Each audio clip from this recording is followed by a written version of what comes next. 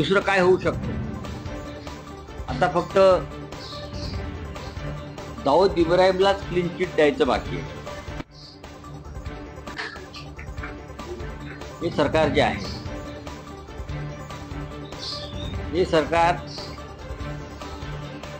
महाराष्ट्रातला असो किंवा दिल्लीतला असो, उवाळून टाकलेले सगळे भ्रष्टाचारी आपल्या पक्षात घेत आहेत आणि आमची ताकद किती वाढली आहे असं बिरकी दंडाची फिरून दाखवतात. या सगळ्या लोकांवरती भ्रष्टाचारासंदर्भात कारवाई करा, ईडी सीबीआयचे खटले दाखल करा किंवा केले. त्याच्यामध्ये वायकर सुद्धा आहे. वायकर तर घाबरून पळूनच गेले ना.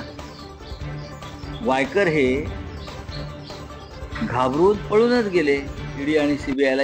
हेच केस, याच खटल्यांमुळे आता त्यांना क्लीन चिट दिली. दुसरं काय होऊ शकतं या सरकारमध्ये? मोदींच्या किंवा महाराष्ट्रातल्या फडणवीसांच्या सरकारमध्ये हे का कायद्याचं राज्य आहे?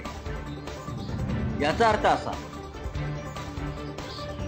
तुम्ही आमच्या लोकांवरती खोटे खटले दाखल केलेत, खोटे गुन्हे दाखल केलेत, त्यांच्या मनात भीती निर्माण केली आणि आपल्या पक्षाने ही तुम्ही मान्य करा.